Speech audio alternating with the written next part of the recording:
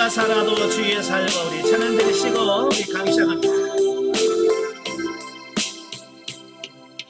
이제 내가 살아도 주위에 살고 이제 내가 죽어도 주의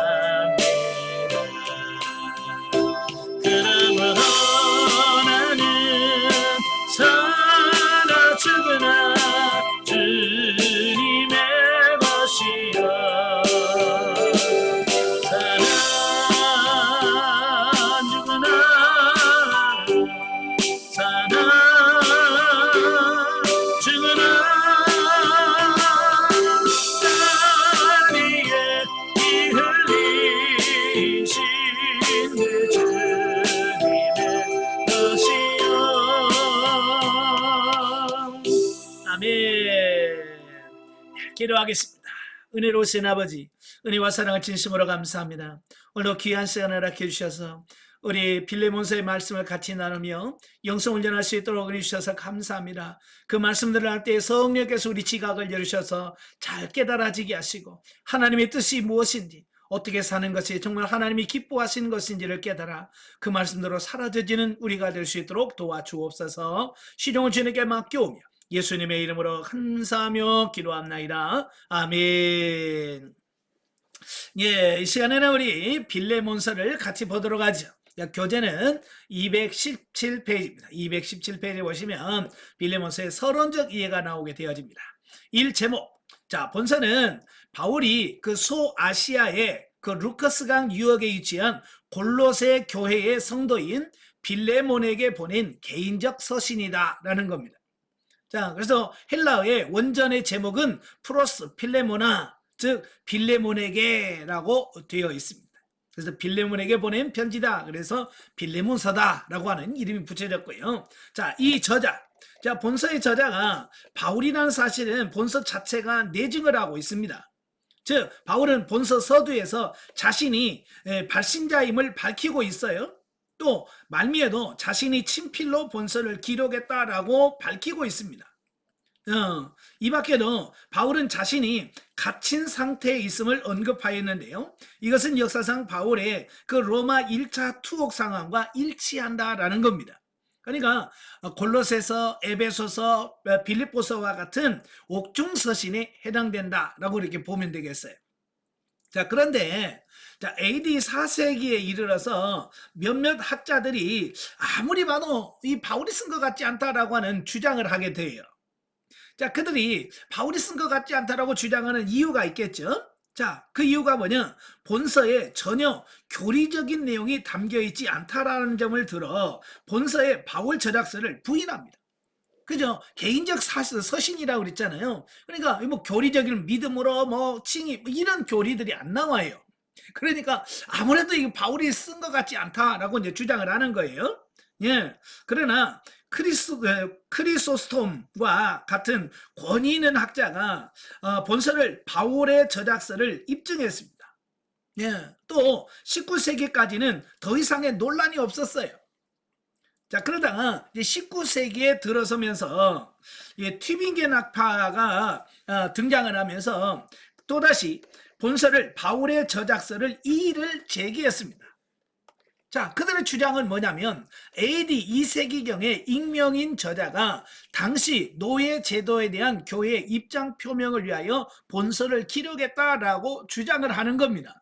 그러니까 이제 2세기에 들어서면서부터 이 교회 안에 그 노예 제도에 대한 논쟁이 이제 생기게 된 거예요. 그러니까 2세기 교회 안에서 정말 노예 제도가 필요하냐, 그런 부분 가지고 교회 안에 논쟁이 있었거든요.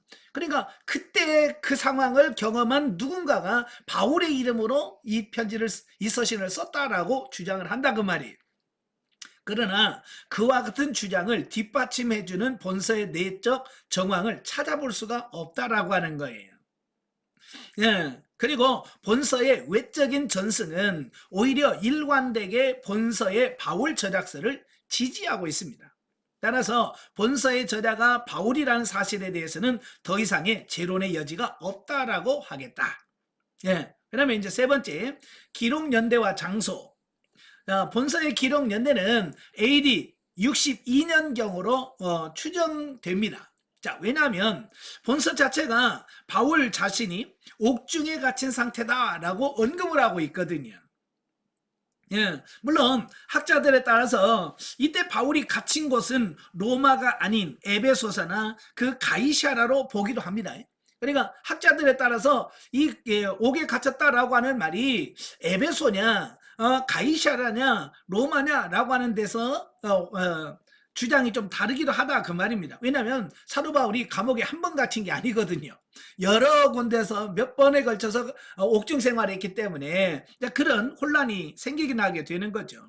자, 그러나 대부분의 학자들은 이때 바울이 로마의 1차로 투옥당에 있었던 것으로 보는 겁니다. 근데 그때 썼다라고 보는 거죠. 사도 바울이 3차 전도 여행을 마치고 예루살렘으로 돌아갑니다. 그죠? 예루살렘에 갔다가 거기서 체포가 돼요. 예, 그때가 언제냐면 AD 58년경입니다. 그리고 이제 가이사라에서 약 2년 동안 옥중 생활을 해요. 예, 약 1년간의 기간이 소요돼서 로마로 이송된 때가 AD 61년경입니다. 그리고 로마 감옥에서 61년부터 AD 63년까지 로마에서 옥중 생활을 하거든요. 자, 그리하여 감금 생활을 하다가 AD 63년경에 석방이 됩니다. 예, 무죄로 석방이 돼요. 자, 그러므로 바울이 본서를 기록한 때는 아마 그 중간기인 AD 62년경으로 추정된다는 겁니다. 예, 그건 뭐냐면 사도 바울이 내가 얼마 있다가 풀려날 거라고 하는 표현을 하거든요. 그러니까 거의 62년 말이나 됐을 것이다 라고 우리가 추정을 하는 겁니다. 그러니까 이 무렵에는 다른 옥중 서신서들인 에베소와 골로새서는 이미 기록되어서 보냈고 빌립보서는 이 세 서신서들보다는 조금 뒤에 기록됐을 것으로 우리가 추정을 해봅니다. 자, 4번 기록 동기와 배경. 그 성경을 이해할 때 이 부분이 굉장히 중요해요. 왜 이걸 썼을까라고 하는 동기와 그 배경들을 봐야 이걸 잘 이해할 수 있는데요. 자, 본서는 1차 로마 투옥 당시 AD 61년에서 63년경에 바울이 그 골로새 교회의 성도인 빌레몬에게 보낸 개인적 서신입니다. 자, 빌레몬은 바울이 그 이전에 에베소에서 그 두란노 서원에서 전도할 때에 아마 그때 바울의 전도를 받고 회심해서 기독교로 개종한 사람일 것이다 라고 우리가 추정을 해보는 겁니다. 예. 그리고 다른 성도들에게도 친절했으며 그의 집이 예배 장소로 사용될 정도로 부유했다라고 하는 것입니다. 예. 그러니까 이분은 예수 그리스도를 영접하고 나서 자기 집을 예배 처소로, 예배 처소로 자기 집을 내놓았단 말이에요. 예. 여러분, 자기 집을 예배 처소 교회로 내놓는다라고 하는 것은 어지간한 믿음이 없으면 불가능한 거죠. 그러니까 이 빌레몬은 자기 집을 교회로 내놓을 만큼 대단한 믿음이 좋은 사람이었다라고 하는 것을 의미하는 거예요. 예.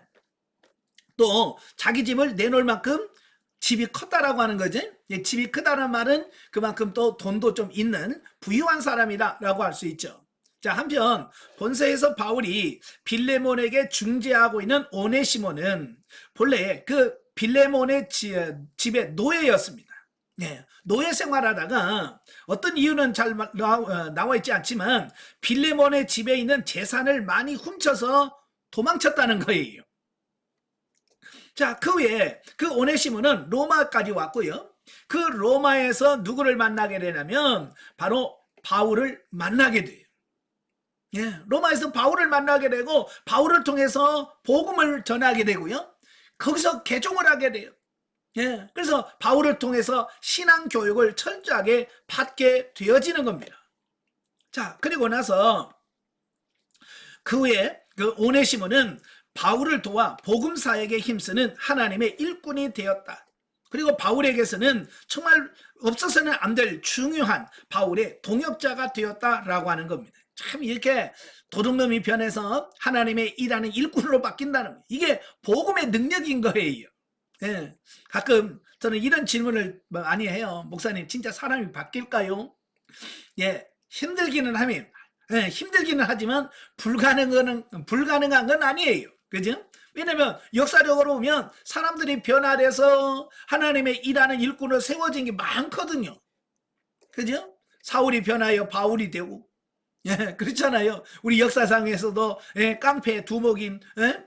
김익두 목사가 바뀌어서 부흥사가 되고, 예, 얼마나 많은 변화가 있습니까? 그런데 그게 드물다는 거예요. 예, 어렵지만 불가능한 건 아니다라고 하는 거예요. 그러니까 여러분도 변화될 수 있는 소망이 있다는 거예요. 그죠? 예, 그래서 여러분도 변화되길 위해서 기도하시면서 가셔야 됩니다. 자, 그런데 문제는 뭐냐면 그때 당시에 로마 법이 문제입니다. 예, 그때 당시 로마 법에 의하면 그 주인에게서 달아난 종, 노예는 잡히면 사형에 처하도록 되어 있습니다. 그때 당시가 로마 법이 그래요. 때문에 바울은 그 오네시모를 곁에 주고자 하여도 주인의 허락이 없이는 그렇게 할 수가 없었다라고 하는 거예요. 예. 왜냐하면 지금도 그러죠. 범인 은닉죄라는 게 있어요. 만약에 지금 죄를 지었는데 내가 숨겨줘. 그러면 그 숨긴 부분에 대해서 또 제가 책임을 져야 되는 범죄 은닉죄가 있거든요. 그때 당시 로마에도 그랬어요. 그 도망친 노예를 데리고 있으면 거기에 대한 처벌을 받게 돼 있단 말이에요. 그러니까 바울은 고민인 거죠. 그죠? 이제 변화가 돼서 이제 하나님의 일꾼이긴 하지만 언제 붙잡혀서 얘는 붙잡히면 뭐예요? 십자가형이에요. 그때 당시 노예들이 십자가형은 주로 도망친 노예들을 처형하는 방식이 뭐냐면 십자가형이었거든요. 왜냐하면 그 십자가형을 해놓고 십자가의 형태를 놓고 그냥 매달아 두는 겁니다. 그러면 그 밑에 지나가던 사람들이 그걸 보고 무슨 생각을 하겠어요? 노예들이 그 모습을 볼 때마다 무슨 생각을 들었어요? 네? 아이고, 나도 도망쳤다가 저렇게 죽는데, 그리고 아예 겁먹고 도망치지 못하도록 하는 어떤 그런 측면이거든요. 그래서 공개 처형을 하는 거예요. 예. 그러니까 바울의 입장에서는 이걸 그러다가 걸리면 자기도 책임을 져야 되겠지만 오네시모도 십자가형을 당하고요. 참 어려울단 말이에요. 예. 그래서 바울은 그 주인인 빌레몬의 허락이 필요한 거예요. 또 오네시모 자신도 마찬가지죠. 언제 주인인 빌레몬에게 잡힐지 모른다는 두려움 때문에 도망자 신세로는 바울 곁에서 마음 놓고 하나님의 일을 할 수가 없었다는 거예요. 바울은 바울대로 힘들고 오네시모 자신도 하나님의 일하고 싶지만 들키면 십자가형이니까 들킬까봐 불안에 떨면서 살 수밖에 없다 그 말이에요. 예. 자, 뿐만 아니라 주인의 허락 없이는 남의 노예를 데리고 있어서도 안 되며 또 로마 당국의 허락이 없이는 노예를 짐승 이상으로 인격적으로 대우하는 것도 금지시키고 있던 당시의 노예와 관련된 법규로 인하여 바울 자신이 해를 당할 수도 있었다라고 하는 겁니다. 예. 자, 그래서 바울은 이 모든 일을 원만하게 해결하고자 오네시모를 그 주인에게 보내면서 그의 주인인 빌레몬에게 오네시모를 용서해 줄 것과 그가 주의 일에 헌신할 수 있도록 허락해 줄 것을 요청하는 본서를 쓰게 되었다라고 하는 겁니다. 예. 그러니까 가장 좋은 방법이에요. 그 주인이 너는 이제 로마에서 그 노예에서 너는 해방됐다라고 해서 노예 문서를 찢어버리면 이제는 그는 자유인이 되는 거예요. 그래서 마음껏 하나님의 일할 수 있도록 되어 있고 바울도 부담이 없고 오네시모도 부담이 없어. 예, 근데 그걸 빌레몬이 그걸 해줘야 되거든요. 근데 한번 생각해 보세요. 자기 집에 있는 노예인데 그것도 돈까지 훔쳐고 도망갔어요. 용서해 줄까요? 여러분 같으면 어떡하겠어요? 여러분 누군가가 여러분의 집에 들어와갖고 여러분의 집에 있는 돈 다 갖고 도망갔어요. 여러분 무슨 뭐라고 하겠어요? 어때? 나는 용서해 주겠다. 손 들어봐요. 용서하기 쉽지 않잖아요. 그죠? 친구가 그래도 용서하기 어려운데 이건 종이란 말이에요. 노예란 말이에요. 참 사실 이 바울도 굉장히 뭐요? 부담스러웠을 거예요. 빌레몬에게. 예? 바로 그걸 부탁한다라고 하는 것은, 그러면서 정말로 빌레몬이 용서해 줄까? 그리고 바울이 보낸 그 서신대로 정말로 형제로 인정해 줄까라고는 굉장히 많은 부담이 있었을 거예요. 그렇지만 하나님의 일을 위해서 바울은 과감히 이 편지를 써서 보내는 겁니다. 자, 이러한 본서에서 바울은 먼저 빌레몬의 믿음과 선행을 칭찬하면서 이제 그리스도 안에서 같은 믿음의 형제가 된 오네시모에 대한 용서와 사랑을 겸손하게 간구하고 있다라고 하는 거예요. 자, 그리고 오네시모가 빌레몬의 용서를 받고 복음의 사역자로 새롭게 일할 수 있도록 허락해 줄 것을 부탁해 주는 겁니다. 그리고 오네시모로 인하여 생긴 재산의 피해는 바울 자신이 갚겠다라고 약속을 합니다. 예? 얼마를 훔쳐갔는지 모르지만 내가 그 손에 끼쳤다면 내가 대신 갚아주겠다라고까지도 한다 그 말이에요. 이와 같이 바울의 실천적인 사랑의 모습이 반영되어 있는 본서는 오네시모를 위한 개인적 부탁의 서신이나 그 속에 담긴 내용은 모든 성도들은 그리스도의 희생적 사랑을 본받아 이웃에게 용서와 사랑을 실천해야 된다라고 하는 시대를 초월한 교훈을 주고 있다라고 하는 것입니다. 바로 이것이 바로 바울이 빌레몬서를 기록한 목적이라고 하는 거예요. 자, 저와 여러분은 다 누구예요? 하나님의 은혜를 받고 주의 사랑으로 용서를 받고 하나님의 자녀가 될 사람이잖아요. 그죠? 하나님의 사랑과 은혜를 받았으면 어떻게 해야 돼요? 예, 우리도 사랑을 실천하는 사람이 돼야 되잖아요. 주님부터 용서를 받았으니 나도 용서를 해야 될 거 아니에요. 그죠? 이게 바로 실천하는 신앙을 말하는 겁니다. 자, 5번. 그 로마서라고 하는데 빌레몬서의 특징입니다. 빌레몬서의 특징을 보면 첫째, 본서는 개인적인 부탁을 위한 사적인 성격의 개인 서신이다. 또 두 번째로 바울의 서신 중에서 가장 짧은 서신이다. 예, 한 장으로 딱 돼 있잖아요. 바울이 쓴 13권의 책 중에서 제일 짧은 책이다. 그 다음에 세 번째, 그러나 본서의 가장 중요한 특징은 그리스도인이라면 누구나 실천해야 될 신분상의 차별을 극복하는 기독교적 사랑과 용서의 정신을 교훈하고 있다는 점이다. 자, 이러한 본서는 다른 서신서와 달리 바울이 신학자로서의 모습보다는 인간 바울의 모습이 선명하게 나타나고 있다라고 하는 거예요. 우리는 이 바울을 본받아 사회 현존의 제도조차 뛰어넘는 기독교적 사랑을 널리 실천해야 할 것을 말씀하고 있어요. 자, 221페이지 보시면 이제 신학적 이해가 나옵니다. 자, 1. 빌레몬서의 그리스도 기독론을 보면, 자, 바울은 본서에서 그 도망친 노예는 사형을 받도록 되어 있었던 당시의 상황에서도 도망친 그 오네시모를 대신하여 그의 주인인 빌레몬에게 용서를 구하고 있는데, 이는 아담 이래 범죄하고 타락한 인류를 무조건적으로 사랑하사 자신을 대속물로 내어주심으로 죄를 용서해 주신 우리 주 예수 그리스도의 사랑을 연상시켜 준다 그 말이에요. 예. 그러므로 그리스도인의 행동 규범에 이어야 할 관용과 사랑의 정신을 교훈하고 있는 본서는 비록 직접적으로 언급하고 있지는 않지만 전 신약 성도들의 모범 되시는 죄인들의 구원을 위하여 자신의 몸까지도 내어주신 희생적 사랑을 실천하신 예수 그리스도를 증거하고 있다. 예. 그러니까 본서에는 직접적으로 그리스도에 대한 소개는 없어요. 예수님의 어떻고 저쩌고 그런 얘기 하나도 안 나와. 그러나 그 내면에 흐르는 부분이 바로 예수님께서 우리를 위하여 그렇게 희생했다. 예. 그러니까 우리도 그 사랑을 본받아서 우리도 그렇게 사랑으로 실천해야 된다. 이걸 보여주고 있다라고 하는 거예요. 자, 두 번째, 빌레몬서의 신학적 주제.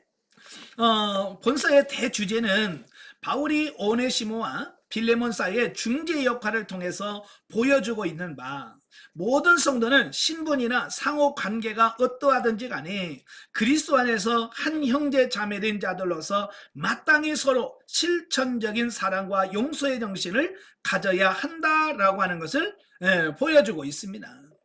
예.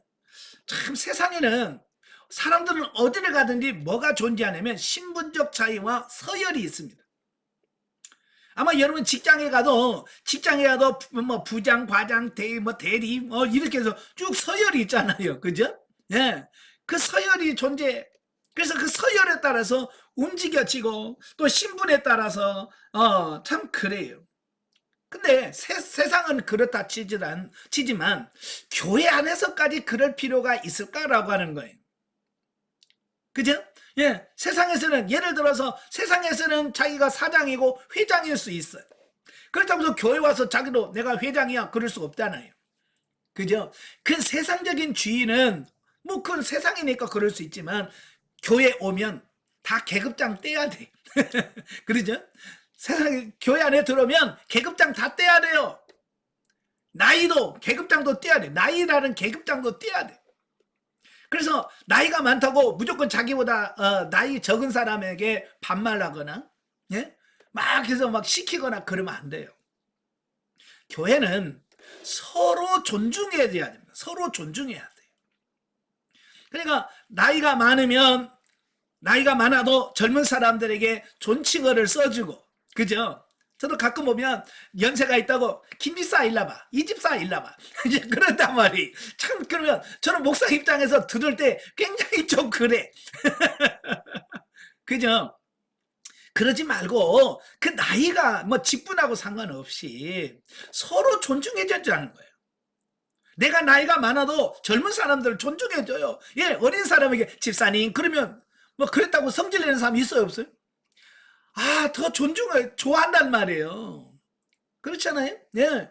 또 젊은 사람들도 연세 드신 분은 집사님, 권사님, 장로님 그러면서 존중해주면 얼마나 교회가 좋아요. 그러니까 교회는 서로 존중해. 어떤 분이 저한테 와서 그래요. 교회에서 누가 제일 높아요? 서열을 따님. 그래서 목사가 제일 높고 그 다음에 장로고 그 다음에 권사고 뭐 이렇게 자꾸 서열을 짓는 사람이 있는데 그건 군사문화예요.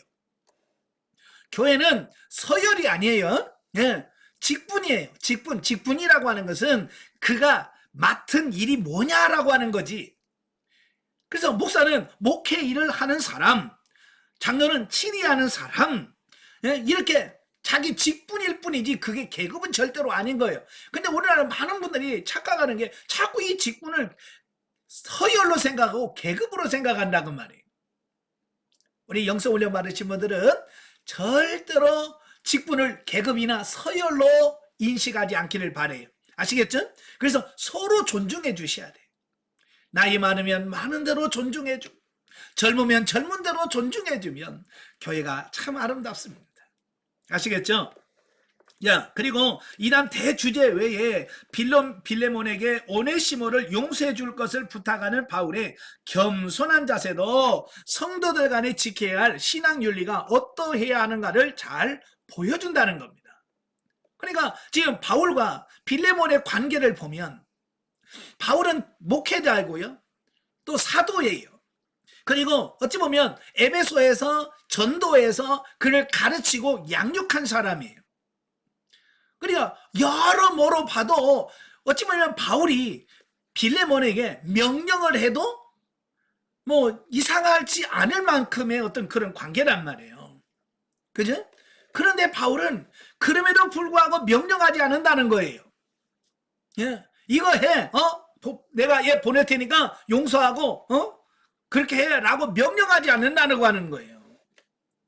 자, 여기서 이제 좋은 관계는 목회자와 그 일반 성도와의 관계가 뭐 군대나 뭐 이런 군인처럼 상명하복, 위에 사람은 명령하고 밑에 사람 무조건 순종하는 어떤 복종하는 그런 체계가 아니에요. 교회는 그런 상명하복의 관계가 아니라 조금 전에 말한 것처럼 서로 배려하고 서로 존경하고 서로 사랑하는 관계가 돼야 돼. 그러니까 바울은 내가 너에게 명령할 수 있지만 나는 명령하지 않겠다. 예. 명령적으로 말 안 해요. 그래서 권면적으로 얘기하고 그걸 받아들일 거라고 하는 사실을 믿는 거죠. 그래서 서로 이렇게 서로 존중해주는 여러분 되시길 바라요. 자, 첫째, 모든 성도는 그리스도 안에서 한 형제라는 것이다. 자, 그러므로 이미 천국 시민권을 가진 자이긴 하지만 이 땅에 사는 동안에 필히 갖고 있는 인종이나 성별, 사회적 지위나 신분, 그 밖에 어떤 상호 관계에 있어서 서로 차별하거나 업신여겨서는 안 된다라고 하는 것을 보게 돼요. 그러니까 이런 거예요. 그러니까 그 직장에서는 사장과 종업원인 관계에 있을 수 있어요. 그죠? 그러니까 교인 중에서 누가 사장이 있고 그 공장이나 직장에서 다니는 직원들도 자기 교인일 수 있잖아요. 그러니까 직장에서는 사장이고 뭐 과장이고 이렇게 밑에 부하 직원일 수 있지만 교회 와서도 내가 사장이야. 그건 말이 안 되는 거예요. 그렇죠? 그건 직장이지. 교회에서는 그게 아니라 서로 형제, 같은 한 형제가 돼야 돼. 예, 서열이 있으면 안 된다 그 말이에요. 제가요 아는 분은 군인인데요, 신분이 군인인데 군인 교회를 안 간다는 거예요. 그냥 일반인 교회 간대. 그래서 아니 왜 그러냐 그랬더니 아니 그 군부대 교회 가면 사회적 신분, 그러니까 그 군인 직위가 바로 교회에서 직위가 된다는 거예요. 예. 그러니까 교회 올 때는 사실 다 계급장 떼고 와야 되거든요. 그죠? 계급장 떼고 와야 돼. 교회 안에서도 대대장님, 연대장님 그러면서 그러고 있더라는 거예요. 그러니까 참 거기 가서 적응하기가 참 어렵다. 뭐 직장에서도 내가 쫄병 노릇 하기 힘든데 군대까지 그냥 교회까지 가가지고 내가 또 쫄병으로서 이렇게 해야 되냐? 그런 부분이 있더라 그 말이에요. 참 그런 걸 보면서 야, 이 부분은 언젠가는 이게 없어져야 되는데 라는 그런 생각을 해요. 자, 여러분 교회 안에서도 절대 그런 관계가 없길 바래요. 그래서 바울은 뭐라고 하냐면 너희는 유대인이나 헬라인이나 종이나 자유자나 남자나 여자나 다 그리스도 예수 안에서 하나이니라 그랬어요. 네, 하나다. 자, 두 번째로 믿음 안에서 한 형제된 형제 성도들은 서로를 내 몸같이 사랑해야 한다라고 하는 겁니다. 죄인을 구원하시기 위하여 자신의 목숨까지도 대속물로 내어주셨던 그리스도께서는 또한 우리에게 새 계명을 너희에게 주노니 서로 사랑하라. 내가 너희를 사랑한 것 같이 너희도 서로 사랑하라라고 하는 사랑의 새 계명을 주셨다라고 하는 거예요. 자, 그러므로 우리는 모든 성도는 마땅히 서로 사랑해야 하되 말로만 할 것이 아니라는 거예요. 말로는 뭘 못합니까? 그죠? 말로는 진짜 잘합니다. 입만 열면 사랑 얘기해.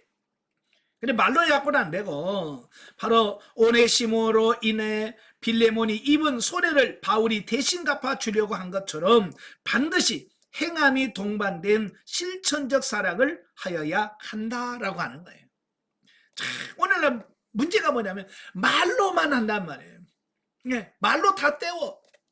예, 그러니까 그게 실천이 안 되는 거거든요. 그래서 요한 1서 3장 18절에 뭐라고 그래요? 말과 혀로만 사랑하지 말고 오직 행함과 진실함으로 좀 해라. 네, 여러분도 정말로 말로만 사랑한다고 하지 말고 실천하시길 바래요. 바울도 뭐라고 그래요? 내가 물질로 손해를 끼친 거 있으면 내가 대신 갚겠다. 예, 여러분 남의 돈 빚진 거 갚아준다는 거 쉬운 거예요? 어렵죠. 그럼에도 불구하고 바울은 그렇게 하겠다는 거예요. 내가 희생하겠다는 거예요. 자, 세 번째, 바울은 오네시모에 대한 빌레몬의 용서를 구하면서 사도의 권위를 내세우기보다는 그리스도 안에서 한 형제된 자라는 점에 입각해서 사랑의 동기에서 자발적으로 하도록 권면하고 있다라고 하는 겁니다. 네. 그러니까 아까도 말한 것처럼 내가 사도니까 내 말 들어, 그게 아니란 말이에요. 자기 자신의 권위를 얼마든지 내세울 수 있지만 바울은 그렇지 않고 그 당사자 스스로가 우러나서 자발적으로 그렇게 하길 원했다라고 하는 거예요.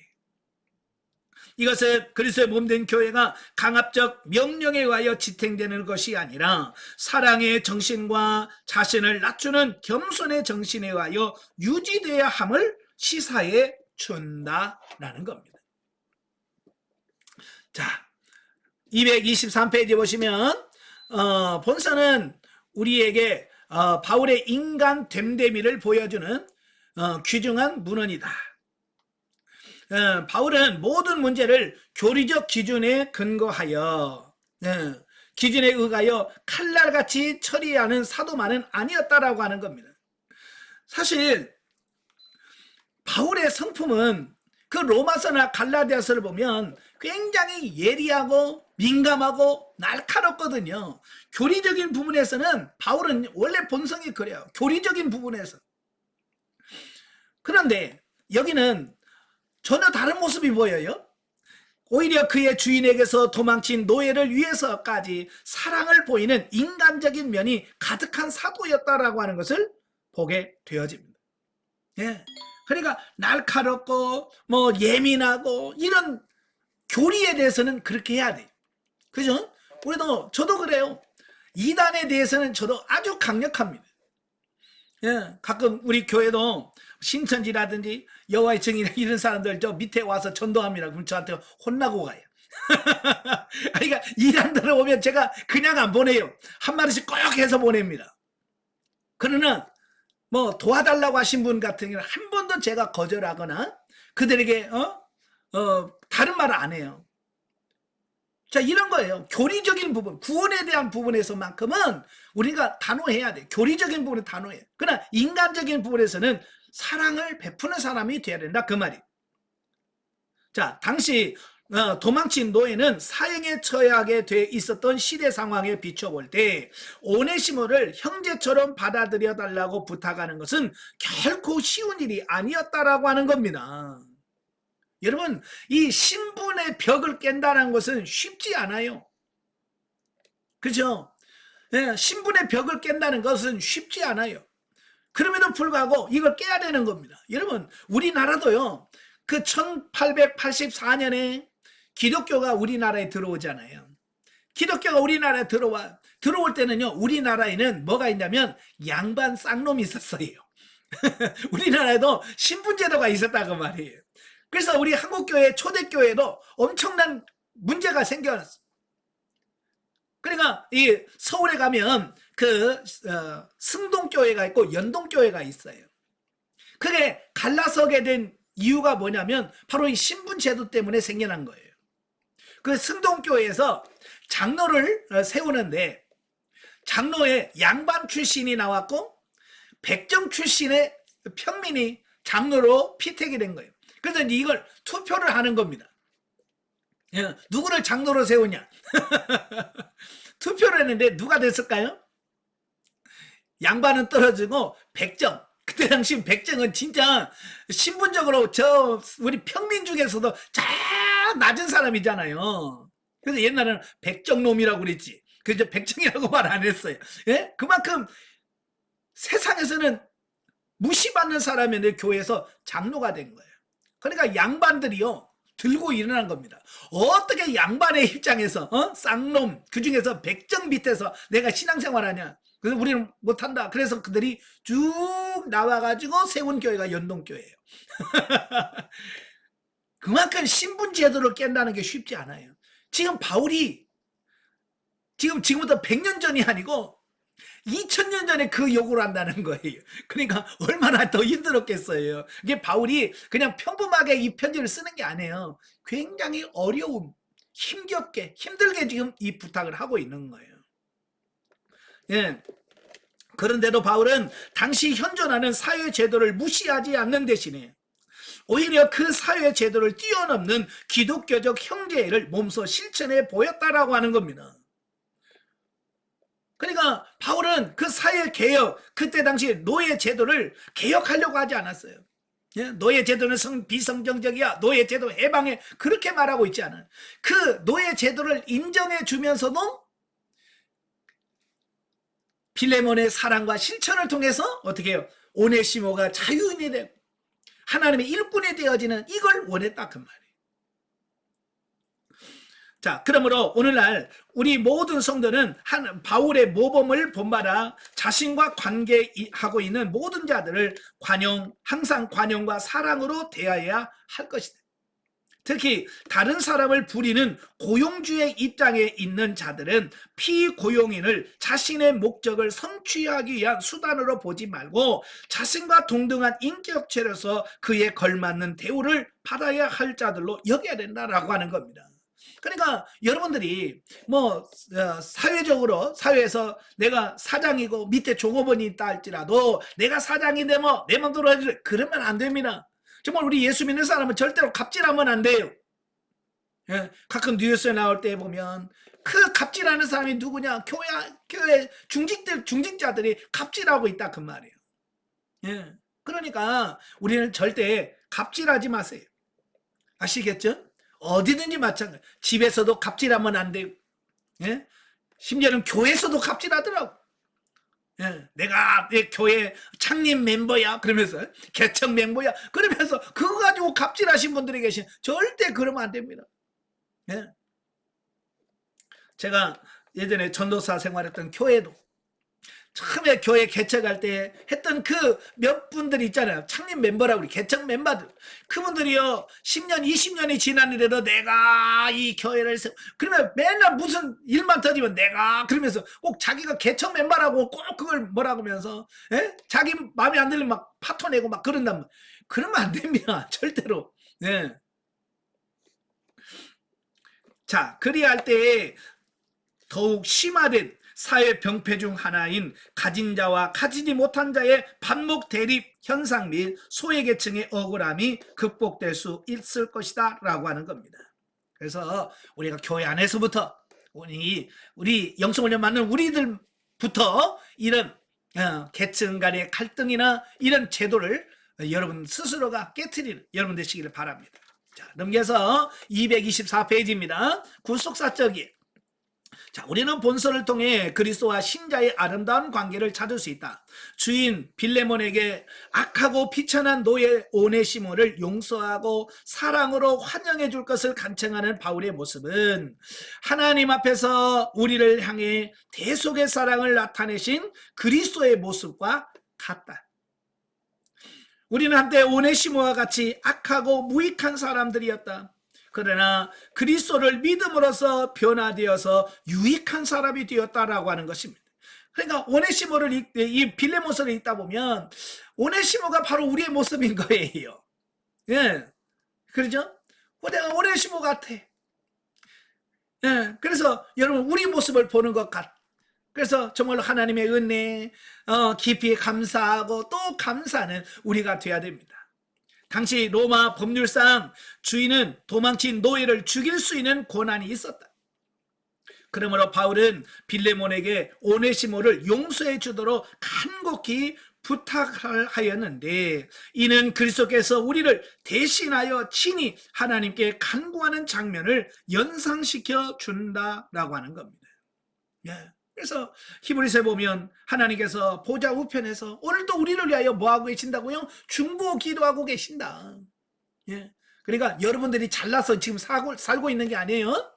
예. 주님이 그리스도께서 여러분들을 위해서 계속 지금 뭐예요? 중보 기도하고 있는 거예요. 예. 그 때문에 우리가 지금 이렇게 살아갈 수 있는 겁니다. 특히 바울이 오네시모로 인하여 빌레몬이 당한 손해를 자신이 손수 배상해 주겠다라고 언급하는 모습은 주께서 죄인된 우리를 위하여 목숨까지도 내어놓으셨던 바로 그 사랑을 실천하는 자세가 아닐 수 없다는 거예요. 예수님이 그냥 자기는 아무것도 안 하면서 내가 너희 죄를 용서하노라 그러지 않으셨어요. 예수님은 자기의 생명을 십자가에 못 박혀서 죽으면서까지 우리에게 죄를 용서를 선포하셨고 우리를 사랑한다라고 말씀하셨어요. 이게 진짜 사랑이란 말이에요. 우리도 말로만이 아니라 이제 실제적으로 이런 사랑을 하시길 바래요. 예, 본문에서 우리는 한 천한 종을 귀한 복음의 일꾼으로 틀어 쓰시려고 갖은 노력을 다하고 있는 바울의 헌신과 지극한 사랑을 엿볼 수 있다라고 하는 겁니다. 여기 보면 사람 한 사람을 세워서 그를 변화시켜서 하나님의 일꾼 사람을 변화시킨다라고 하는 것은 정말 쉬운 일이 아니에요. 예. 그런데 지금 오네시모는 누굽니까? 노예예요. 사람 취급도 못 받는 노예예요. 그것도 도둑놈이에요.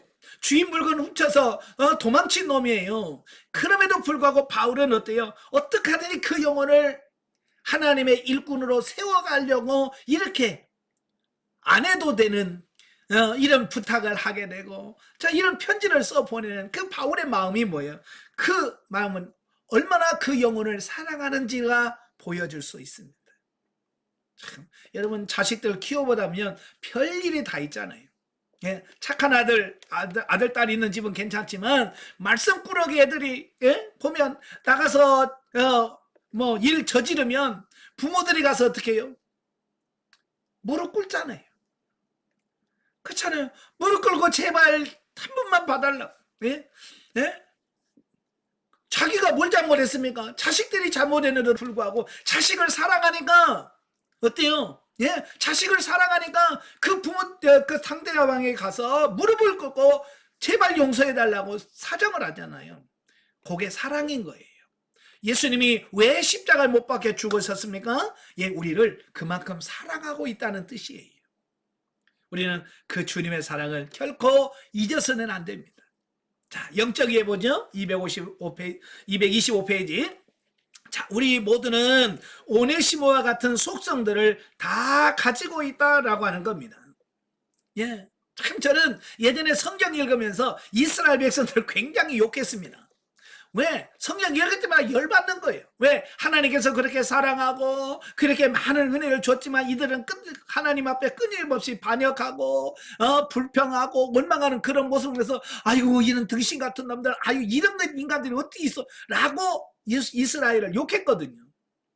그런데 어느 날 하나님께서 뭐라고 말씀하냐면 네가 바로 이스라엘 백성이야. 그러니 나는 이스라엘 백성이 아닌 이스라엘과 전혀 상관없는 나는 착하고 뭐 이런 사람이라고 생각했는데 아니라는 거예요. 네가 바로 이스라엘이라는 거예요. 그래서 지금도 성경 읽으면 이스라엘 백성들의 잘못된 모습들을 하나님 원망하는 불평하는 모습을 보면 꼭 내 모습이 보이는 거예요. 아이고, 내가 저렇게 하나님 원망하고 있구나. 내가 저렇게 불평하고 있구나. 자, 이 형편없는 이스라엘 백성들의 모습을 보면 바로 내 모습이 보여지는 거예요. 여러분도 이 성경을 읽으면 바로 이스라엘이 여러분의 모습이 돼야 되고, 오늘 오네시모를 바라보면서 이런 인간을 살 가치가 없어 그러면 안 돼요. 왜? 오네시모가 바로 나거든요. 여러분 자신들이거든요. 그래서 오네시모를 통해서 나를 봐야 돼. 참 나처럼 가치 없고 피천한 나를 주님께서 살리시려고 그 하늘보다를 버리시고 이 땅에 오시고 십자가에 친히 못 박혀 죽으면서까지도 나를 살리려고 하셨습니다. 정말 하나님의 은혜 감사합니다. 주님의 은혜 고맙습니다 라고 하는 그런 단계로 가셔야 돼요. 아시겠죠? 제가 강의하면서 늘 많이 했던 게 뭐예요? 상대방은 나의 거울이다 라는 거예요. 어떤 분이 제가 상대방은 나의 거울입니다 그랬더니 막 따지면서 어떻게 저 똑같습니까? 안 똑같아요 막 그러면서 나한테 막 따지더라고요. 내가 그래서 언제 똑같다고 그랬습니까? 네. 내가 똑같다고 한 적 없어요. 거울이라고 그랬지. 거울은 뭐냐? 내 모습을 보는 거다. 그러니까 상대방의 모습을 보면서 내 모습을 보는 겁니다. 아시겠죠? 그래서 여러분도 교회 안에서 뭐 여러분의 마음에 안 드는 사람 있잖아요. 그죠? 유독히 막 이상한 사람들 있잖아요. 교회 안에. 그런 사람 보면서 아유 저런 인간이 왜 우리 교회 와, 그러면 안 되고 그런 삶의 모습에서 아유 주여 내 모습이 저 모습입니다. 내 안에 저런 속성이 있습니다. 처리시켜주세요 라고 그걸 남을 비난하고 정죄하는 것이 아니라 그 모습을 보면서 나를 되돌아보고 나를 회개하고 낮추는 그런 삶이 돼야 된다. 그 말씀을 하고 있는 거예요. 아시겠죠? 자, 오네시모가 누구라고요? 나란 말이에요. 나. 네.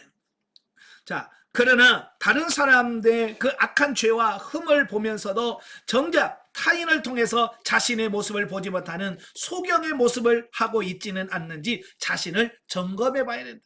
사람들은 이렇게 자신을 못 보면서 남은 그렇게 잘 보는지 몰라요. 그죠? 가끔 보면 그래요. 자기는 모르면서 남의 수준, 아이고 육신적이고요, 율법주의적이고, 맨날 어떻게 다른 사람을 그렇게 잘 보는지 몰라. 그러면 안 돼요. 예, 남 보라고 있는 게 아니라 나 보라고 있는 거예요. 복음은 사람을 변화시킨다. 오네시모와 같이 누구든지 하나님의 은혜로 변화될 수 있다. 우리는 현재 그 사람의 모습을 보고 판단할 것이 아니라 우리 주님 안에서 변화될 것을 기대하며 인내해야 하며 또 잘못을 뉘우치는 자들을 용서할 수 있는 관용을 베풀어야 된다라고 하는 겁니다. 사실 사람은 언제 어디서 어떻게 변화될지는 아무도 몰라요. 그죠? 현재 뭐 여러분의 모습이 이렇게 살 줄을 여러분이 알았습니까? 몰랐지요. 예. 자, 전에도 제가 말씀드렸지만 예전에 제가 주일학교, 유치부, 뭐 초등학생들 신앙 지도했던 애들 가끔 결혼한다고 청첩장이 와요. 그럼 가서 보면 옛날 그 모습이 없어. 유치원 다니고 이럴 때 얼마나 말썽장입니까? 개구장이에요. 이 예배 드리는지 누워서 잠을 자는지 예배 드리는 건지 뭐 떠드는 건지 정말 저게 진짜 인간 될까라고 했던 애들도 성장해서 의젓한 신랑 신부가 돼서 참 그 모습을 보면 야, 그 옛날 어린 모습하고 전혀 연결이 안 된단 말이에요. 그만큼 변화된단 말이에요. 사람도 마찬가지인 거예요. 참 사람들 앞을 내다볼 수가 없어. 가끔 유튜브에 그 간증을 보면 스님으로서 절간에서 주지승이 예수님을 영접하고 목사가 됐어요. 그걸 어떻게 우리가 알겠냐고요. 그죠? 목탁 두들기던 스님이 목사가 돼가지고 하나님 말씀을 전하는 목사가 될 줄 누가 알았냐고요. 그죠? 지금 저 절간에 있는 분 중에서 또 누군지는 모르지만 언젠가는 또 교회 나와서 또 목사 돼가지고 이 사역을 할 줄 또 있단 말이에요. 보세요. 예, 김익두 목사님 같은 깡패가 변화해서 그 유명한 우리 한국교회 초대교회를 능력으로 이끌었던 김익두 목사가 될 거라고 누가 생각했습니까? 아무도 생각 못하는 거예요. 그런데도 되더라 그 말이에요. 사도 바울 역시 마찬가지예요. 그는 스데반 집사는 돌로 치어 죽인 사람이 그를 예수님이 만나고 나서 다메섹에는 아나니아에게 가서 하나님 뭐라고 너 가서 직가라고 하는 거리로 가서 사울을 만나서 안수해라. 그러니까 아나니아가 뭐라고 그래? 나 들어서 그 사람에 대해서 압니다. 그 사람은 어떤 사람인 줄 알고 예? 왜 왔는지도 압니다. 난 안 갈래요 그러잖아. 예. 얼마나 악명이 높았으면 하나님께서 가라고 그래도 아유 나 힘 못 가요 라고 할 만큼 악명 높은 사람이 사울이에요. 그런 사람이 바울이 됐으니 그렇잖아요. 이런 변화가 하나님이 하시면 하신다 그 말이에요. 그러니까 지금 여러분 주변에 믿음이 없다라고 이렇게 핀잔 주는 사람 그분이 어떻게 변화돼서 새로워질지 아무도 모르는 겁니다. 그러니까 모든 사람을 평가절하하지 말고 하나님께서 그를 귀하게 쓰임받을 인물로 우리가 인식을 하고 서로 존경하고 존중해 주시는 여러분 되시길 바래요. 자, 참고로 그 빌레몬에 대해서 같이 한번 보도록 하겠습니다. 자, 빌레몬은 사랑과 관용의 평신도 지도자다라는 겁니다. 자, 인적 사항을 보면 그 빌레몬이라고 하는 이름의 뜻은 뭐냐? 사랑을 간직한 자라는 뜻입니다. 참 성경에 보면 그 이름하고 그의 하는 일들을 보면 어찌 그렇게 연결이 되는지 몰라요. 이름값을 한단 말이에요. 그러니까 이름값을 한 사람도 있지만 사실 오네시모는 이름값 못한 사람이에요. 바울이 말한 것처럼 원래 오네시모는 유익한 자라는 말이에요. 유익한 자. 그런데 그는 주인한테 유익한 자였습니까? 노예인데 도망갔지, 돈까지 훔쳐갔지, 무익한 자란 말이에요. 그 이름값을 못했던 오네시모예요. 근데 그가 바울을 만남으로 바뀌어져요. 저와 여러분도 이름값 좀 하십시다. 아시겠죠? 자, 두 번째로 골로새 출신이다. 네, 골로새 출신이고요. 그의 아들이 누구냐면 아키포예요. 아키포. 자, 아키포는 바울의 서신서에 보면 자주 등장하는 이름입니다. 초대교회의 목회자예요. 젊은 목사가 돼서 그 소아시아 지역에서 복음을 전한 사람이 누구냐? 아키포예요. 또 아비아가 나오는데요. 바로 빌레몬의 아내입니다. 아내. 예. 이 아내 역시 교회에 충성스러운 분으로서 많은 분들의 인정을 받고 존경받는 사람입니다. 그러니까 온 가정이 정말 바른 믿음 안에서 잘 세워진 집안이다라고 하는 것을 보게 돼요. 자, 세 번째, 달아난 노예 오네시모의 주인이다. 네 번째, 바울의 동역자여 빌레몬서의 수신자이며 교회의 유력한 지도자였다. 예, 골로새 교회의 유력한 지도자였다라고 우리가 보는 겁니다. 자, 두 번째, 시대적 배경을 보면, 자, 골로새 교회의 평신도 지도자로서 빌레몬이 활동한 시기는 바울의 3차 전도 여행으로부터 1차 로마 투옥에 이르는 시기로 볼 수 있다. 자, 빌레몬 당시의 사회는 고대 로마의 그 노예 제도가 여전히 합법적으로 공인되어서 존속되어지고 있습니다. 그러니까 국가적으로 노예 제도가 인정이 됐어요. 그래서 당시 로마 제국 전 지역에 6천만 명이나 되는 노예가 있었다라고 하는 거예요. 그러니까 로마 제국에 노예만 6천만 명이요. 우리나라가 지금 몇 명이래요? 4,500에서 5천만이라고 5천만. 그러니까 지금 우리나라 국민보다도 더 많은 노예들이 로마 제국에 존재하고 있었다라고 하는 거예요. 그러니까 얼마나 노예가 많았었는가라고 하는 것을 보여주죠. 예, 그래서 이 노예들은 주인의 사유 재산에 불과한 것으로. 이 노예, 그때 당시 노예는 사유 재산입니다. 그래서 예전에 우리가 이제 그 집이 얼마나 부자냐라고 말할 때 논이 몇 마지기고 밭이 몇 마지기고 머슴이 몇 명인가, 이게 부의 상징이었잖아요. 그죠? 마찬가지로 그때 당시 말해도 우리 집 노예가 몇 명이야 라고 하는 것은 그 집안이 나는 돈 많은 부유한 자야, 부자야, 그런 뜻이에요. 예, 그만큼 이 노예는 사유 재산에 속했단 말이에요. 그들의 생명을 포함한 모든 권리는 주인이 임의대로 처리할 수 있었다라고 하는 거예요. 예, 그러니까 마음에 안 들면 노예는 팔아버릴 수도 있고 심지어는 죽일 수도 있었고요. 특별히 도망간 노예들은 얼마나 힘들면 도망치겠습니까? 그죠? 힘들다 견디다 못해서 도망치다 걸렸다 그러면 십자가형을 당하게 되어지는 거예요. 자, 특히 도망간 노예에 대한 처벌은 잔인할 정도였다. 빌레몬은 이러한 사회적 배경 속의 인물로 그 역시 노예를 소유하고 있었던 부유한 사람이었다라는 거예요. 자, 성품을 보면 바울이 오네시모의 일 외에도 자신의 처소에 대해서 그에게 스스럼 없이 부탁한 것으로 보아서 관용적이며 신뢰감을 주는 성품의 소유자였다라고 하는 겁니다.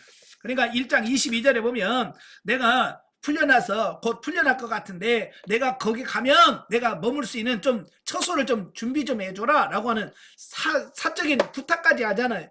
그만큼 뭐요? 친했다는 얘기잖아요. 그죠? 친하지 않으면 그런 부탁할 수 있겠어요? 네, 부탁하기 어렵죠. 또 두 번째로 빌레몬의 집에서 모이는 많은 성도들이 그를 통해 평안을 얻은 것으로 보아 누구에게나 친절하고 어려운 처지의 사람을 잘 돕는 사려 깊은 사랑의 소유자였다라고 하는 것을 볼 수 있습니다. 예, 그러니까 자기 집을 교회로 내놓고 자기 집에 찾아온 그 성도들을 사랑으로 잘 섬기는 그런 사람이다라고 하는 거고요. 자, 네 번째, 구속사적 주의를 보면 골로새 교회의 지도자로서 희생과 관용과 사랑이 충만한 참 성도의 표본이 된 자다. 또 두 번째, 달아난 노예에게 용서와 사랑을 베푼 자로서 그리스도인의 사랑은 사회 죄로와 신분을 초월하는 것이야 함을 행동으로 보여준 자다. 그러니까 말로만 사랑이 아니라 실제적으로 오네시모를 용서하고 주의 종으로 섬기는 것을 보여서 이건 말이 아니라 행동으로 보여준 사람이다라는 거예요. 자, 여섯 번째, 평가 및 교훈을 보면, 자, 빌레몬은 그에게 물질적으로 큰 손해를 끼친 오네시모를 용서할 뿐만 아니라 이제는 종이 아닌 사랑 안에서 형제로 영접하는 관용을 보였다라고 하는 겁니다. 자, 이건 쉽지 않아요. 여러분, 자기 집에 노예였는데 이제는 목사님 이게 쉬워요? 어려운 거예요 이거. 네. 그냥 마당새야 그러면 괜찮은데 이건 목사님은 여기 쉬운 문제가 아니라니까요. 그럼에도 불구하고 이걸 실천했다고 말이에요. 여러분 사람들은요 이거 참 어려워요. 저도 지금 초등학교 동기들을 가끔 만나거든요. 누구 뭐 결혼식 하거나 장례식 때 가서 보면 우리 동창들 만나고 그래요. 자, 그 동창들은 그래요. 야, 너 목사지? 나는 나 교회 안 나가. 너 목사라고 안 해. 여러분, 같은 동창 중에서도 예? 제가 목사잖아요. 그러면 목사라고 안 해요. 다 목사라고 그래. 나는 너 목사라고 안 해. 이런단 말이에요. 이거 쉽게 그걸 인정해 주는 게 쉽지 않다는 얘기예요. 그런데 이건 친구 정도가 아니라 뭐예요? 노예였잖아요. 그것도 돈 훔쳐간 도둑놈이잖아. 그렇잖아요. 자기 돈 훔쳐서 도망간 도둑놈이야. 근데 아이고 목사님 하고 거기서 축복기도 해주시오. 이거 쉽지 않다고 말이에요. 이건 정말 나를 내려놓지 않으면 불가능한 거예요. 그래도 한단 말이에요. 요게 믿음이에요. 예, 원래 죄인이었던 그리스도의 은혜로 하나님의 자녀가 된 성도는 이같이 그리스도께서 자신에게 보여준 용서와 사랑을 실천해야 한다. 진정 용서할 줄 모르는 자는 또한 타인으로부터 참 용서를 받을 수 없습니다. 그죠? 남을 용서하지 못하면 나도 용서 못 받아. 주기도문에 뭐라고 했어요? 우리가 우리에게 죄 지은 자를 사하여 준 것 같이 우리의 죄를 사하여 주옵시고. 여러분, 내가 다른 사람의 죄를 용서해 줘야 하나님으로부터 우리의 죄 용서함을 받을 수 있는 거예요. 근데 우리는 뭐야? 맨날 주기도문 하면서 나는 남의 허물 용서 못 한단 말이에요. 예? 내 눈에 흙이 들어가도 이런 말까지 한다면 그러면 안 되는 거예요. 그러면 내가 주님 앞에 섰을 때도 하나님 뭐라고 했어요? 내 눈에 흙이 들어가기 전에 너 용서 안 해. 그러면 어떻게 돼요? 예? 구원 못 받아요. 그러니까 우리가 서로 용서하실 수 있기를 바래요. 자, 두 번째로 빌레몬은 사유 노예를 소유할 정도로 사회적 지위와 재력을 소유했음에도 불구하고 조금도 남을 멸시하거나 교만하지 않고 다른 성도들에게 큰 사랑을 베품으로써 평신도 지도자로서의 역할을 온전히 감당했다라고 하는 겁니다. 이처럼 나를 내세우지 않고 내가 남보다 더 가진 것, 곧 지식, 재물, 재능, 권력 등에 대하여 교만하지 않고 하나님으로부터 온 것임을 아는 자만이 겸손하게 다른 이들을 섬길 수가 있다라고 하는 거예요. 제가요 고등학교 졸업을 하기 전에 제가 취업을 나갔어요. 학교에서 2학기 때 취업을 나가는데 저 경상남도 양산에 있는 삼양화학이라고 하는 그곳에 제가 직장을 갔어요. 그래서 바로 그 회사 밑에 있는 작은 이제 개척한 지 1년밖에 안 된 작은 교회를 갔어요. 그 교회가 그 고아원 있잖아요. 고아원에 있는 그 예배실 강당, 조만한 강당을 빌려서 교회 개척을 했어요. 그러니까 예배는 드릴 수 있는데 주일날 성도들이 모여서 밥을 해 먹거나 이럴 장소가 없어. 그때에 그 삼양화학이라고 하는 회사의 부장님이 집사님으로 계셨는데요. 자기 집이 좀 넓었어요. 본인 집이 넓어. 그러니까요, 주일날 되면 예배 드리면 다 그 집사님 집으로 가는 거예요. 그래서 주일마다 그 집사님 집에서 좀 거실이 넓으니까 거기서 밥해서 성도들 다 먹이고 막 하는 그런 모습. 저는요, 그걸 보면서 이런 희생이 있었기에 그 교회가 지금 어마어마하게 커졌습니다. 예. 그때 30명밖에 안 됐던 교회가 지금은 1000명이 넘어요. 예. 참 이렇게 큰 교회가 되어 있는 것은 그렇게 작지만 누군가의 희생, 헌신이 있었기 때문에 가능한 거예요. 여러분도 여러분의 교회가 이렇게 부흥하고 성장할 수 있도록 이렇게 헌신하고 희생하는 여러분이 되시면 좋겠습니다. 자, 넘겨서 228페이지면 이제 본문 예로 들어갑니다. 자, 인사말과 빌레몬의 믿음과 형제 사랑에 대한 칭찬 및 오네시모를 위한 부탁과 맺은 말이 나오는데요. 자, 1절부터 7절이 뭐냐? 무난 인사와 빌레몬에 대한 감사와 칭찬 내용이 나옵니다. 자, 바울은 1절부터 3절에서 빌레몬에게 무난하면서 평소 자신의 사도권을 언급한 것과는 달리 자신을 예수를 위하여 갇힌 자라고 소개를 하고 있습니다. 보통 바울의 서신에서 보면 뭐라 그러죠? 사도된 바울은 그리스도와 하나님의 부르심으로 사도된 바울, 자기의 사도권을 강조했어요. 특별히 자기의 사도권을 반대한 갈라디아 교회라든지 이런 고린도 교회 같은 경우는 자신의 사도권을 굉장히 강조합니다. 그리고 또 디모데나 디도서를 보낼 때도 자기의 사도권을 주장을 해요. 자, 왜 그러느냐? 바로 자기가 전한 이 말씀이 하나님께서 주신 사도에 주신 권위로 권면하는 말씀이다라고 하는, 그냥 개인적인 말이 아니라 하나님께서 전하는 말씀이다라고 하는 것을 강조하기 위해서 자기 자신의 사도권을 주장을 해요. 근데 이 빌레몬에 대해서는 이것도 아니고 저것도 아니거든요. 그죠? 그래서 자기의 사도권을 전혀 말씀하고 있지 않아요. 그렇다고 해서 빌레몬은 이미 바울은 사도인 건 알잖아요. 그죠? 그를 통해서 전도 받았고, 그를 통해서 은혜를 받았기 때문에 말 안 해도, 그래서 그는 말 안 해. 그래서 뭐라고? 내가 예수를 위하여 갇힌 자다. 자기 자신은 예수를 위하여 갇힌 자라고 소개를 하고 있습니다. 이는 바울 자신이 예수님을 위하여 모든 것을 포기하였듯이 믿음의 형제인 빌레몬 역시 자기 자신의 모든 희생을 감수할 수 있기를 바라는 마음의 표현이다라고 하는 것을 보게 되어집니다. 그러니까 사실 바울은 빌레몬에게 이렇게 나는 예수를 위하여 갇힌 자라고 소개한 이유도 있어요. 그게 뭐냐면 바울은 빌레몬에게 네가 일방적으로 손해봐, 네가 일방적으로 네가 피해를 봐 라고 강요하지 않았다는 거예요. 뭐냐면 바울은 내가 지금 복음을 위해서 내가 로마 감옥에 갇혀 있어, 자기가 어찌 보면 희생하고 있다, 나도 헌신하고 있다라고 하는 것을 보여주는 겁니다. 그럼으로써 빌레몬에 뭐라고 그래요? 바울은 저렇게 주님을 위해서 사랑하고 헌신하고 있구나, 나도 뭔가를 해야 되겠구나 라고 하는, 이걸 자발적으로 마음에서부터 우러나오도록 하기 위한 표현 방식이라고 하는 겁니다. 쉽게 말하면 이런 거 본을 보인 거예요. 바울이 예를 들어서 바울이 자기 이익이나 막 챙기면서 사람이나 챙기고 막 이랬다고 한다면 빌레몬이 그 따라서 했겠습니까? 안 하죠. 그런데 바울은 전혀 그런 모습이 아니잖아요. 도리어 자기가 천막 깁는 일을 해서 돈을 벌어서 교회를 세우고 성도들을 섬기고 이 일을 했잖아요. 그죠? 그러니까 그런 것을 알고 있는 빌레몬은 바울에게 따라서 순종해야 되겠다라고 하는 어떤 결단이 있는 거죠. 자, 바울은 4절부터 7절에서 당시의 빌레몬의 믿음과 성도를 향한 사랑과 헌신에 대하여 감사와 칭찬을 아끼지 않았다. 그렇죠? 자기 집을 내놓고 자기 집에서 교회를 할 만큼 헌신하고 있는 부분들을 칭찬하고 있는 겁니다.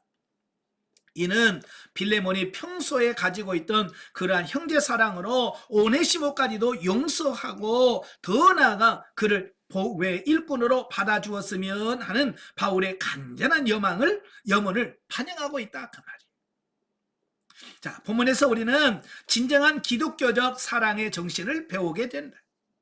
당시 로마법에 의하면 주인에게서 도망친 노예는 사형에 처하도록 규정되어 있습니다. 그런데도 사도 바울은 그러한 규범을 넘어서 이게 초월한다 그 말이에요. 초월해서 오네시모를 예수 그리스도 안에서 한 형제로 대하며 저의 영육 간의 군박한 문제에 관심을 기울여 주었던 것이다. 당시는요, 노예는 사람 취급도 안 했습니다. 아까 말했죠, 사유재산이에요. 주인의 사유재산입니다. 그러니까 사도 바울 역시도 오네시모 네가 죽든지 말든지 네가 알아서 해 라고 무시할 수도 있습니다. 네가 그렇게 저질렀으니까 네가 책임져 라고 떠넘길 수도 있어요. 그럼에도 불구하고 바울은 그렇게 하지 않았다는 거예요. 그 오네시모를 구원받아야 할 한 영혼으로 바라봤다는 겁니다. 그래서 그는 그렇게 간곡하게 빌레몬에게 요구하고 요청하고 있다라고 하는 이런 부분들을 보게 되어집니다. 이 부분을 보면 사실 우리는 하나님 앞에 우리는 어떤 존재입니까? 죄인이에요. 죽을 수밖에 없는 죄인입니다. 주님이 우리를 위하여 죽을 이유가 하나도 없어요. 왜? 우리는 우리 안에 무슨 선한 것이 있지 않거든요. 그럼에도 불구하고 주님이 우리를 어떻게 하셨어요? 예, 십자가를 위해서 죽으셨고 우리를 구원하셨잖아요. 바로 이 그리스도의 사랑을 지금 말씀하고 있는 겁니다. 이는 실로 하나님께서 죄인인 우리를 용서하시고 구원하시기 위하여 자신의 독생자를 희생제물로 삼으신 그 사랑을 본받아 실천한 것이 아닐 수 없다. 더욱이 그리스도께서 모든 성도들에게 내가 너희를 사랑한 것 같이 너희도 서로 사랑하라라고 명령하셨습니다. 바울은 이를 철저하게 실천한 사역자였다라는 것입니다. 자, 8절부터 21절까지 오면 오네시모를 위한 부탁입니다. 자, 보면은 앞서 서술된 인사 및 빌레몬에 대한 감사와 칭찬에 이은 본서의 본론으로 바울은 오네시모를 빌레몬에게 되돌려 보내게 된 경위를 설명하면서 오네시모가 과거에는 빌레몬에게 무익한 사람이었으나 그리스도를 믿는 현재는 빌레몬에게 뿐만 아니라 바울 자신에게도 유익한 자임을 말하고 있다라고 하는 겁니다. 예. 참 사람들은요, 이 돈, 물질과 연관되면 굉장히 예민해집니다. 그래서 가족 간에도 돈과 얽히면 가족 관계도 깨져요. 부모 자식 간에도 없어요. 형제 간에도요, 돈 문제가 개입하면요, 이거 왼수됩니다. 이 물질 문제만큼은 진짜 예민한 거예요. 예, 형제 간에도 부모 간에도요, 이 돈 예민합니다. 보세요. 오네시모가 그냥 도망간 게 아니라 뭐 했다고 그랬어요? 빌레몬의 집에서 돈까지 훔쳐갔어요. 예. 그러니까 사회적 법으로 의하면 그는 사형감이란 말이에요. 네. 그러니 용서한다는 게 쉽지 않다 그 말이에요. 그럼에도 불구하고 지금 바울은 그걸 요구하고 있는 겁니다. 근데 바울이 그렇게 할 수 있었던 이유가 뭐냐면 오네시모의 변화된 삶에서 찾을 수가 있어요. 만약에 오네시모가 옛날 그 모습, 옛날처럼 주인 속이고 물건 훔치고 도망가는 그런 모습에 여전히 살았다면 바울이 과연 이런 편지를 써서 보낼 수 있었을까라고 하는 거예요. 네, 못하죠. 그죠? 못합니다. 예, 저도 이제 신대원에 또 신학교에 입학하면서 꼭 구비 서류 중에 하나가 뭐냐면 담임 목사의 추천서가 필요하다. 예, 담임 목사의 추천서가 필요해요. 그래서 이 전도사들 추천할 때 보내려고 하는 사람의 성품이라든지 이런 것을 자세하게 기록해 놓으면서, 예? 그래서 이 사람은 앞으로 잘 훈련해서 훌륭한 목사가 될 것 같다. 그래서 추천한다. 이렇게 해야 되거든요. 근데요, 가끔 보면 신뢰가 안 되는 사람이 있어요. 정말 내가 와서 정말 변화될까라고 그러면 추천서에 자신이 없어요. 그냥 추천합니다. 그랬어. 정말 변화될 기미가 있고 훌륭할 것 같으면 적극 추천합니다. 뭐 이렇게 쓰지만 그냥 추천합니다라고만 한단 말이에요.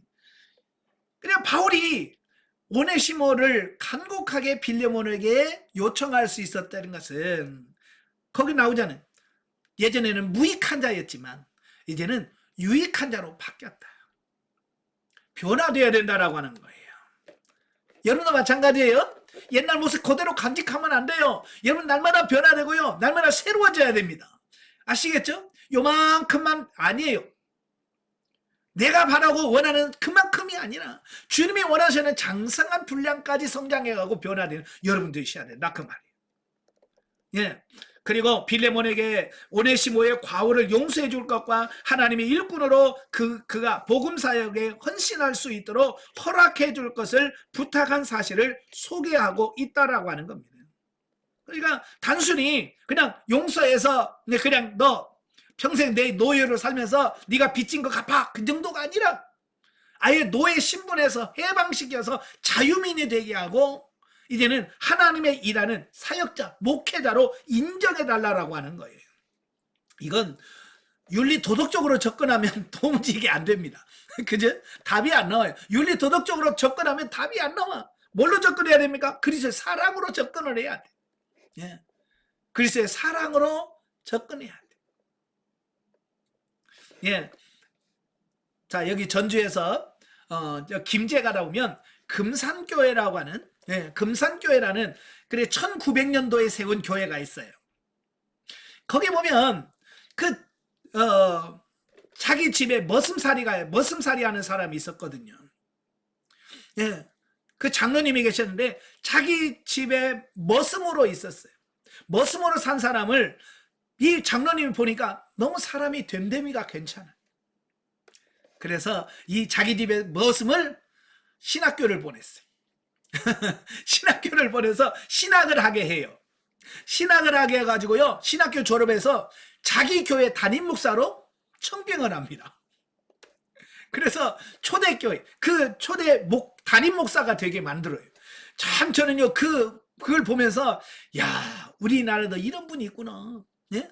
성경에만 나온 줄 알았더니 빌레몬과 같은 이런 훌륭하신 장로님들이 계시구나. 예, 그래요. 자, 이거 쉽지 않지만 그렇게 할 수 있었.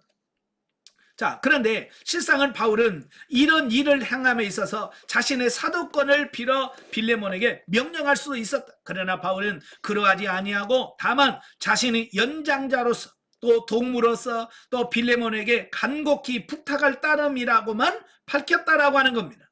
이는 무릇 교회의 지도자가 위치해 있는 자들은 성도들을 권면하고 교훈함에 있어서 강압적으로나 권위적으로가 아니라 사랑과 섬김에 겸손한 자세로 먼저 본을 보여 성도를 각자가 자발적인 마음으로 기꺼이 그 권면과 교훈을 따르도록 해야 함을 교훈하고 있다라고 하는 겁니다. 그러니까 억지로 할 것이 아니라 자발적으로, 예? 자발적으로 우러나와서 할 수 있는 사람으로 바뀌어지도록 해야 된다라고 하는 부분입니다. 예. 자, 다음으로 바울이 오네시모를 대신해서 빌레몬에게 용서를 구한 사실은 그리스도께서 우리를 대신하여 친히 하나님께 간구하는 장면을 연상시켜준다. 예, 아까도 설명드렸죠? 보좌 우편에서 오늘 우리를 위해서 중보하고 계시는 그 그리스도의 모습 뿐만 아니라 바울이 오네시모로 인하여 빌레몬이 당한 손해를 자신이 손수 배상해 주겠다라고 언급하는 모습을 봅니다. 이건 뭐예요? 주께서 죄인된 우리를 위하여 자신의 목숨까지도 내어놓으셨던 바로 그 희생적인 사랑을 본받아 실천하는 자세가 아닐 수 없다라는 거예요. 특히 현재 바울 자신은 로마 감옥에 갇혀있는 상태인 바 자신의 신변을 염려해야 할 처지였으나 자신을 위해서보다 먼저 남을 위해서 염려하고 애쓰고 있으니 여기서 우리는 바울의 위대한 헌신적 사랑과 희생정신을 충분하게 알 수 있다. 우리말에 내 코가 석자 그 말이 있어요. 그죠? 우리가 뭘 할 때 야, 내 코가 석자야. 이 말은 무슨 말이야? 나도 힘들어. 네네. 나도 힘들어. 이제 그런 얘기거든요. 근데 우리는 그걸 하면 이건 자기 중심적이라는 뜻이잖아요. 그죠? 내 코가 석자라고 하는 말은 내 중심인 거예요. 우리는 그리스도 중심이 돼야 될 때, 바울은 뭐요? 비록 자기 자신이 감옥에 갇혀서 자기도 힘들어. 그럼에도 불구하고 자기보다 또 어려운 오네시모를 돕는 일에 더 적극적으로 나서는 이런 모습을 본다 그 말이에요. 그러니까 여러분도 나만 생각하지 마라 그 말입니다. 자기 중심 이기적으로만 되지 말고 좀 전체를 바라볼 수 있는 이런 좀 폭이 넓은 그런 신앙인이 돼야 된다 그 말입니다. 자, 이처럼 감옥에 갇혀서도 주의 일에 힘쓴 바울의 모습은 죽든지 살든지 오직 그리스도의 영광만을 선양해야 할 자인 우리 모든 성도들에게 큰 교훈을 주고 있다라는 겁니다. 자, 22절 25절은 맺은 말입니다. 보면은 본서의 종결부로 바울은 빌레몬에게 개인적인 부탁을 하고 이어 동역자들의 인사말을 전하며 축도로서 본서를 맺습니다.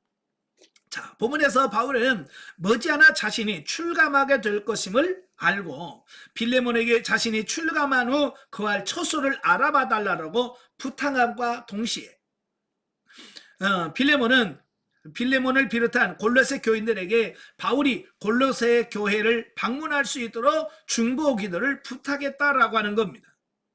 여기서 우리는 그리스도 안에서 한 형제 자매된 성도들 간에는 하나님 나라의 확장을 위한 일에 서로 필요한 도움을 요청하는 것이 결코 부끄러운 일이 아니라는 것과 참 이게 중요한 거예요. 예, 우리가 다른 사람을 너무 의지하고 하는 것도 문제지만 너무 또 다른 사람의 도움을 받지 않으려고 하는 부분도 문제가 있는 거예요. 그래서 서로 도와줘야 될 때는 도와주고 내가 또 도움이 필요할 때는 도와달라고 요청을 해서 같이 하는 이런 부분들이 있어야 돼요. 근데 가끔 보면 너무 남만 의지하고 도와달라고만 하는 사람들 있잖아요. 참 저도 보면 그래요. 주변에 어려운 사람들이 있어요. 그래서 저는 도와달라고 안 해도 하나님께 묻고 기도해서 하나님 어떻게 도와드립니까? 그래서 도와주라고 그러면 정말로 사장 안 봐요. 상황 안 봅니다. 하나님께서 도와주라고 하면 그냥 도와줍니다. 그런데 제가 안 도와주는 사람이 있어요. 괜히 저 앞에서 죽는 소리 하고요. 도와달라고 요청하는 사람들. 그런 사람은 내가 더 생각해. 네. 다시 하나님께 물어. 하나님, 이 죽는 소리 하는데 이거 도와줘야 됩니까? 근데 거의 하나님께서 X 도와주지 말라는 거예요. 왜냐면 너무 다른 사람 의지해서 도와달라고만 한단 말이에요. 성경은요, 물론 도움 받고 도와주고 하는 이런 관계도 중요하지만 성경은 심는 대로 거둔다고 되어 있어요. 그러니까 적극적으로 우리가 사랑을 실천하고 행해야지 자기는 아무 짓도 안 하면서 도와달라고만 하면 안 된다 그 말이에요. 그러니까 기도 요청도 마찬가지예요. 목사님 기도해 주세요. 자기가 해야죠. 그죠? 자기가 하면서 기도 요청을 하면 같이 기도하면 돼요. 근데 자기는 기도 안 하면서 저한테만 기도해 달라고 그러면 저도 기도 안 해요. 저는요, 기도 제목 써놓고 기도하는 게 아니에요. 하나님 생각날 때 그 사람을 위해서 기도할 때 생각나게 해주세요. 그리고 저는 기도 제목 없이 기도합니다. 그래서 정말로 하나님께서 정말 기도가 필요한 사람은 떠오르게 해요. 기도 중에 생각나게 합니다. 그래서 기도하게 해요. 근데 어떤 분은 기도할 때마다 생각나게 하는 분이 있고, 아무리 기도 전에 그 사람을 위해서 기도해야지 그래도 생각이 안 나는 사람이 있어요. 어떤 사람이냐면 자기 기도 안 하는 사람들. 자기 기도 안 하는 사람들은요, 아무리 기도 부탁해도 안 돼요. 근데 내가 이건 사람을 안 해야지가 아니라 그렇게 되더라고요. 여러분도 기도하면서 기도해달라고 요청을 하셔야 돼요. 아시겠죠? 네. 또한 도움을 구하는 자에게는 기꺼이 실질적인 도움을 베푸는 실천적 사랑을 소유해야 함을 교훈해 줘야 된다. 또한 그 어떤 것보다 더욱 중보 기도를 함으로써 하나님이 형제에게 직접 큰 은혜의 역사를 베푸시도록 하는 일은 성도 간에 없어서는 안 될 매우 중요한 일임을 다시 한번 되새깁니다. 그렇죠? 우리는 서로 위해서 기도하고 도움는 우리가 되어야 됩니다. 자, 영적에 보죠. 자, 빌레몬에게 바울은 신앙의 아버지이며 복음의 빚진 자였다. 왜요? 바울이 전도했고요.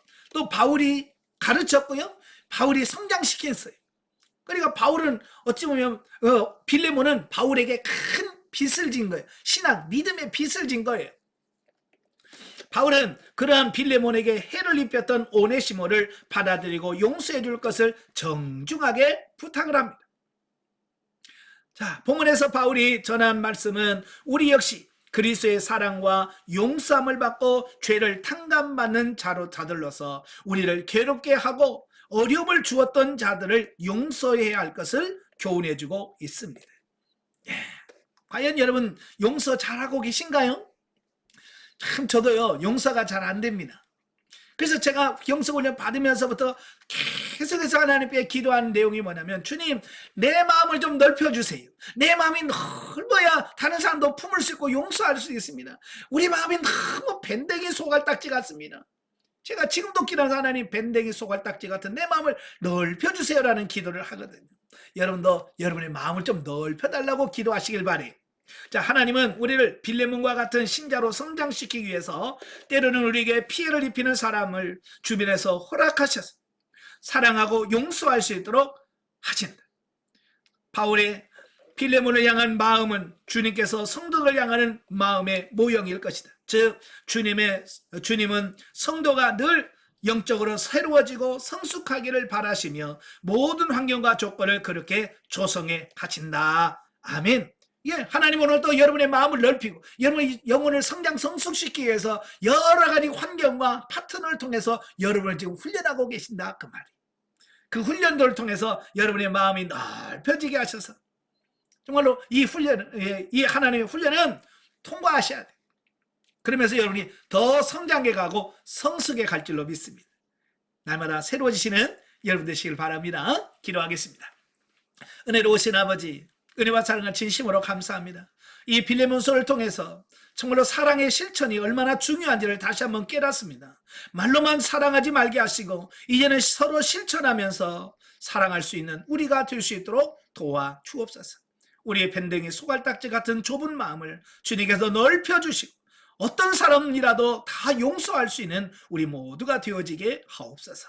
예수님의 이름으로 감사하며 기도합나이다. 아멘. 하나님께 드립니다.